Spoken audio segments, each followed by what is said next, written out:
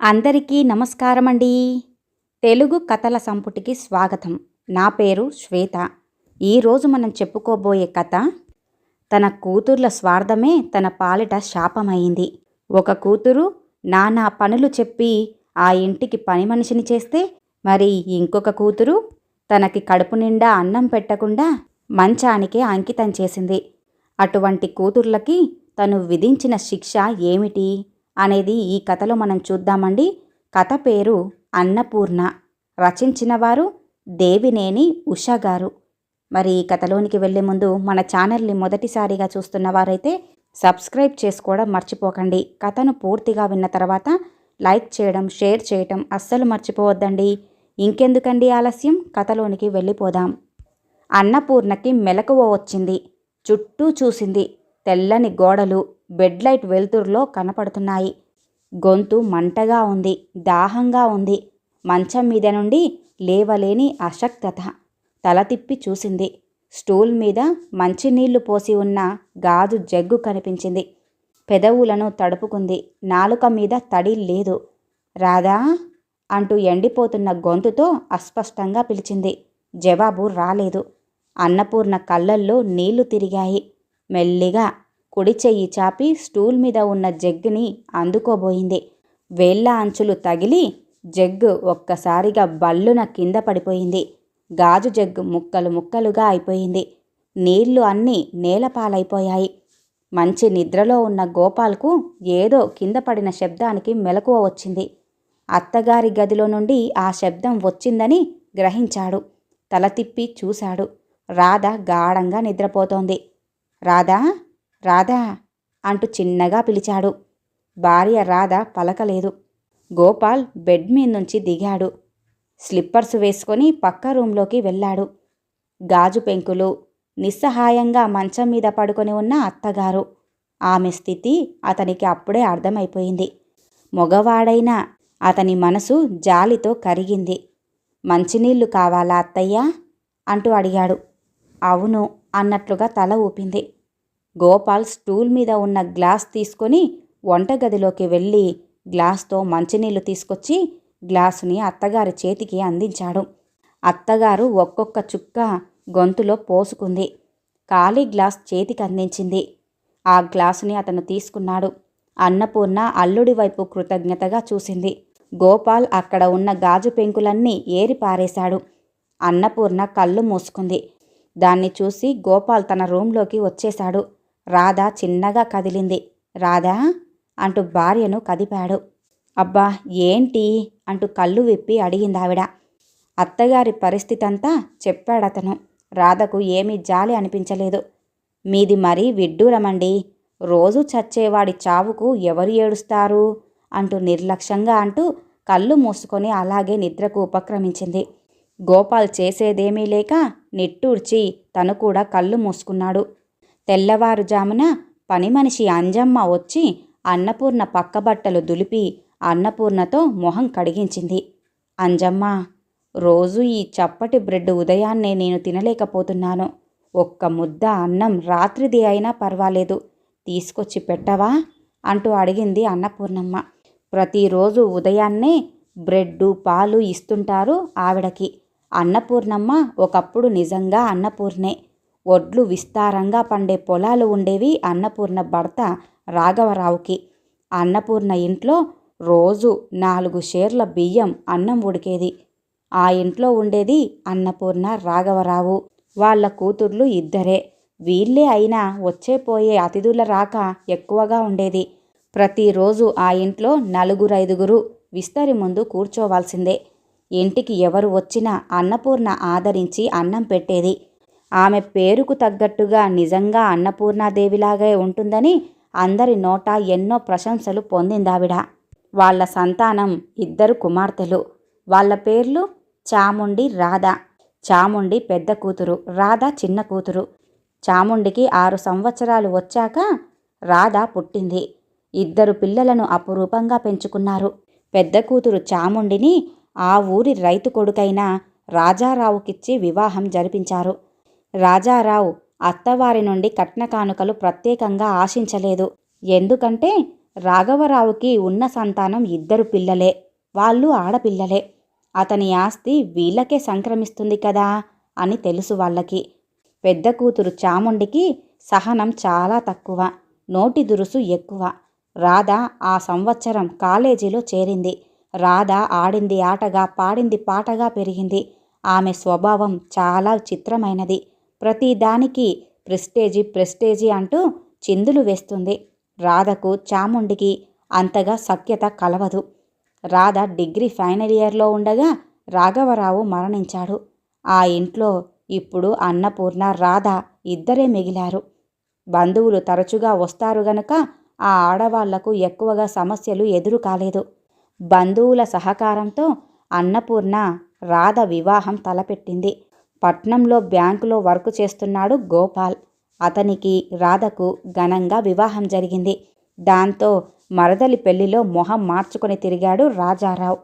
అత్తగారు తమ పెళ్లి కంటే మరదలి పెళ్లి అట్టహాసంగా చేసిందనే అభిప్రాయం అతని మనసులో పడింది. రాధ తన అభిరుచుల మేరకు అట్టహాసమైన చీర సారెలతో పట్నంలో కాపురం పెట్టింది. రాజారావు అత్తగారి ఆస్తి పంచి తన భార్యకు రావాల్సిన వాటా ఇవ్వాలి అంటూ పేచీ పెట్టుకున్నాడు. ఆడపడుచులకు ఆస్తి హక్కు ఎటూ వచ్చింది కనుక కూతుళ్లకు ఆస్తి పంచక తప్పలేదు అన్నపూర్ణకు. చాముండి పూర్తిగా భర్త పక్షాన చేరిపోయింది. తల్లి గురించి ఒక్క క్షణం కూడా ఆలోచించలేకపోయింది. డబ్బుతో రాజారావు ఆ ఊరి పెద్దలను కొనేశాడు. ఆస్తిలో అత్తగారికి ప్రత్యేకంగా వాటా పెట్టాల్సిన అవసరమే లేదని, ఆవిడకి ఉన్నది ఎటు 2 ఆడపిల్లలే కనుక ఆవిడ బాధ్యత చివరి వరకు వాళ్లే స్వీకరిస్తారని తెలియజేశాడు. అన్నపూర్ణను నోరెత్తనీయకుండా రాజారావు రాఘవరావు ఆస్తిని 2 భాగాలుగా చేయించాడు. రాధ ఆమె భర్త వచ్చి తమ ఆస్తినంతా క్యాష్ చేసుకున్నారు. చాముండికి 4 పిల్లలున్నారు. వాళ్ళు చిన్నపిల్లలు. వాళ్ళ ఆలన పాలన చూస్తుందని చాముండి, రాజారావు పథకం వేసుకొని తల్లిని తమ ఇంటికి తీసుకొచ్చుకున్నారు. తనకంటూ భర్త ఏర్పరిచిన లోగిలి లేకపోవటం వలన అన్నపూర్ణ కూతురి ఇంట్లోకి అడుగుపెట్టింది. అన్నపూర్ణగా పేరు మోపిన ఆమె తన కూతురి ఇంటికి జీతం లేని పని మనిషి అయ్యింది. కూతురి పిల్లలను కూతురి కంటే ఎక్కువగా ఈవిడే సాకింది. అల్లుడు రాజారావైతే అత్తగారు తమ ఇంట అడుగు పెట్టాక ఒక్కనాడు కూడా ఆమెను పలకరించలేదు. ఆవిడను చూస్తూనే మొహం దుమదుమలాడించేవాడు. అన్నపూర్ణ ఆ ఇంట అందరి నిరాదరణలు మూగగా భరించింది. చాముండి పిల్లలు ఎవరి జీవితాల్లో వాళ్ళు స్థిరపడే నాటికి అన్నపూర్ణకు వృద్ధాప్యం మీద పడిపోయింది. ఆవిడ అవసరం చాముండికి తీరిపోయింది. తల్లిని వెంటబెట్టుకుని బస్తీలో ఉంటున్న చెల్లెలి ఇంటికి తీసుకొచ్చింది. అప్పటికే లైట్గా పక్షవాతం వచ్చింది అన్నపూర్ణకు. రాధ, చాముండి ఇద్దరూ కలిసి అన్నపూర్ణను హాస్పిటల్లో జాయిన్ చేశారు. అన్నపూర్ణను రాధకు అప్పగించి చాముండి, రాజారావు తమ ఊరికి వెళ్ళిపోయారు. రాధకు తన అక్క బావల స్వభావం బాగా తెలుసు. తల్లికి జవసత్వాలున్నంత వరకు ఊడిగం చేయించుకొని రసం తీసిన పిప్పిలా అయిన తర్వాత తల్లిని ఇలా వదిలించుకున్నారని గ్రహించుకుంది. అక్క మీద కోపంతో డబ్బు ఖర్చు పెట్టి మరీ తల్లికి మంచి వైద్యం చేయించింది. ఆవిడను డిశ్చార్జ్ చేశాక తన ఇంటికి తీసుకొచ్చుకుంది. తల్లి కోసం ఒక రూమ్ని, ఒక పని మనిషిని ఏర్పరిచింది. అయితే రాధది అంతా డిసిప్లిన్ ప్రకారం జరిగే పద్ధతి. 2 మగపిల్లలు రాధకి. ఆ 2 మగపిల్లలను కూడా హాస్టల్లో జాయిన్ చేసింది. ప్రతి సంవత్సరం హాలిడేస్కి మాత్రమే వాళ్ళు ఇంటికి తిరిగొస్తారు. ఆ ఇంట్లో పద్ధతులన్నీ విదేశీ పద్ధతులే. రాధ ప్రతి విషయంలోనూ స్టేటస్ కోసమే చూస్తుంది. అన్నపూర్ణగా రోజు 10 మందికి అన్నం పెట్టిన అన్నపూర్ణకు ఇప్పుడు చిన్న కూతురు రాధ టైం ప్రకారంగా అన్నం కొలిచి పెడుతుంది. వయసు మీద పడింది కనుక కడుపు నిండుగా తింటే అరగదు అని అంటుంది రాధ. అంతేకాని ఆమె ఇంట్లో బియ్యం లేక కాదు. సంవత్సరం తిరిగేసరికి అన్నపూర్ణ సరైన తిండి లేక మరింత ఎముకల పోగులా మారిపోయింది. చాలని కొలత తిండి ఆమె శక్తిని పూర్తిగా హరింపజేసింది. అన్నపూర్ణకి మళ్ళీ పక్షవాతం వచ్చేసింది. పూర్తిగా మంచంలో పడిపోయింది. ప్రాణం ఒక్కటి తప్ప ఆవిడలో ఏమీ లేదు. అది ఎప్పుడు పోతుందా అని దైవ ప్రార్థన చేసుకుంటూ ఉంటుంది అన్నపూర్ణ. అంజమ్మ అన్నపూర్ణ కోరిక మీద రాత్రి అన్నం పళ్ళెంలో పెట్టుకొని తీసుకొచ్చింది. అన్నపూర్ణ ఆశగా అందుకోబోయింది. అంతలో రాధ వచ్చి ఆ దృశ్యం చూడనే చూసింది. నిలువగా ఉన్న అన్నాన్ని తల్లికి పెడితే ఆమె ఆరోగ్యం మరింత క్షీణించిపోతుందని, ఆ అన్నంలోకి సూక్ష్మక్రిములు చేరి ఉంటాయని లెక్చర్ ఇచ్చింది. అన్నపూర్ణ కూతుర్ని జాలిగా చూసింది. తెలిసిన వాళ్లకు చెప్పొచ్చు, తెలియని వాళ్లకు చెప్పొచ్చు, నేర్పించొచ్చు. కానీ తన కూతురు లాంటి మూర్ఖులకు ఎవ్వరు ఏది చెప్పినా కూడా వినరని ఆమెడకు బాగా తెలుసు. రాధ పౌరుషంగా మాట్లాడుతుంటే అంజమ్మకు కూడా కోపం వచ్చింది. రాధకు ఆమెకు మాట పెరిగి వాళ్ల తగాద తారాస్థాయికి చేరింది. గోపాలొచ్చి ఆ ఇద్దరి ఆడవాళ్లకు సర్ది చెప్పబోయాడు. ఎవ్వరూ కూడా వినిపించుకోలేదు. అంజమ్మ పని మానేసి వెళ్ళిపోయింది. పోతే పోయింది, డబ్బు పారేస్తే 190 మంది అనుకుంది పళ్ళు కొరుకుతూ రాధ. ఆకలితో ఉన్న అన్నపూర్ణకు బ్రెడ్ ముక్కలు తీసుకొచ్చి ఇచ్చింది రాధ. నిరాసక్తిగా దాన్ని అందుకుంది అన్నపూర్ణ. రాధ ఆ ఊరి మహిళా మండలికి ప్రెసిడెంటు. ఆ రోజు మహిళా మండలి మెంబర్స్ అంతా రాధ ఇంటికి వచ్చారు. రాధ తల్లిని పలకరించాలని అన్నపూర్ణ గదిలోకి వెళ్లారు. మరో పని మనిషి దొరకలేదు అన్నపూర్ణకు. అన్నపూర్ణ చీరను మార్చటానికి కూడా ఎవ్వరూ లేరు. ఏదో టైంకి ఇంత తిండి పెడుతుంది, కానీ అటువంటి పనులు చేయటానికి మాత్రం అసహ్యం చూపించింది ఆవిడ.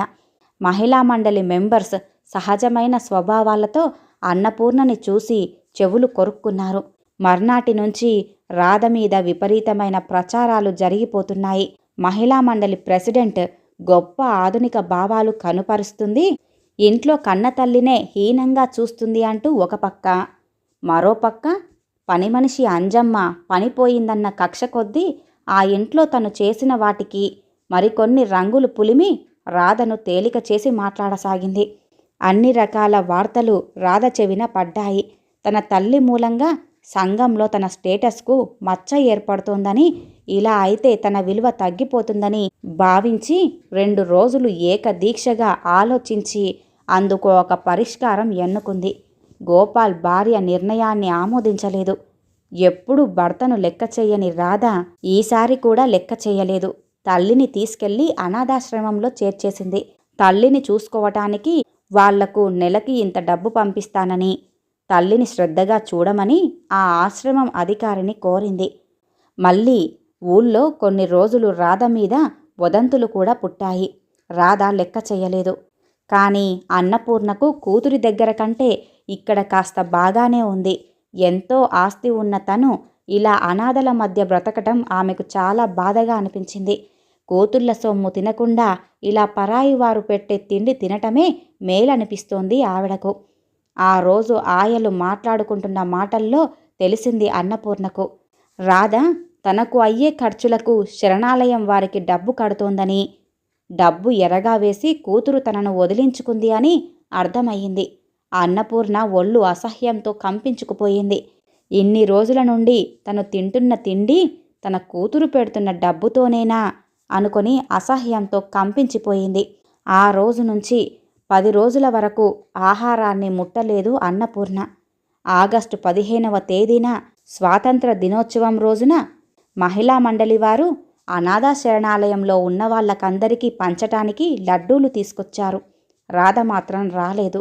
లడ్డూలు పంచుతూ ఉన్న వాళ్ళని చూసి కళ్ళు తిప్పలేకపోయింది అన్నపూర్ణమ్మ. ఆయాలు అన్నపూర్ణమ్మ అన్నపూర్ణమ్మ అని పిలిచారు. అన్నపూర్ణ మాట్లాడలేదు. మరో 2 నిమిషాలకు అక్కడున్న వాళ్ళందరూ కూడా తెలుసుకున్నారు అన్నపూర్ణమ్మ మరణించిందని. ఆమె తల దగ్గర ఒక చీటీ ఉంది. మహిళా మండలి సభ్యులు విప్పి చదివారు దాన్ని. పడుకునే రాసినట్టుంది. అక్షరాలు వంకర టింకరగా ఉన్నాయి. ఆడపిల్లలే నాకు ఆస్తి అనుకొని నా ఆస్తినంతా వాళ్ళకే ఇచ్చేశాను. ఏ తల్లిదండ్రులైనా బిడ్డలను నమ్మకండి. బిడ్డలు చూస్తారని నమ్మి ఏమాత్రమూ జీవనాధారం లేకుండా పిల్లలకే అంతా ఆస్తిని అప్పగించకూడదు. బహుశా నన్ను తలుచుకుంటే ఇక ఎవ్వరూ ఆ పని చెయ్యరేమో. నా కూతురు డబ్బు ఎరగా పెట్టి నన్ను వదిలించుకుంది. కనిపెంచిన తల్లి అంటే ప్రేమ లేని నా పెద్ద కూతురు చాముండి కానీ, నా చిన్న కూతురు రాధా కానీ ఎవ్వరూ కూడా నా అంత్యక్రియలు చెయ్యొద్దు. ఈ శరణాలయం వారే దయతో ఈ అనాథ ప్రేతానికి అంత్యక్రియలు జరపమని కోరుకుంటున్నాను. ఇట్లు అన్నపూర్ణ అని రాసి ఉంది ఆ ఉత్తరంలో. ఈ కథ ఇంతటితో సమాప్తమండి. విన్నారుగా. కూతుర్లే ఆస్తి అనుకొని తన ఆస్తినంతా వారికే అప్పగించి వారి చేతిలో మోసపోయిన ఓ తల్లి కథ. మరి ఈ కథ కనుక మీకు నచ్చినట్లయితే లైక్ చేయండి, షేర్ చేయండి, అలాగే సబ్స్క్రైబ్ చేసుకొని మన ఛానల్ని ఎంకరేజ్ చేయండి. మీ యొక్క విలువైన అభిప్రాయాలను కూడా కామెంట్ రూపంలో తెలియజేయండి. ఇంత మంచి కథను మనకు అందజేసిన దేవినేని ఉషా గారికి ధన్యవాదాలు తెలియజేసుకుంటున్నానండి. మరొక మంచి కథతో మళ్ళీ కలుద్దామండి. నమస్కారం.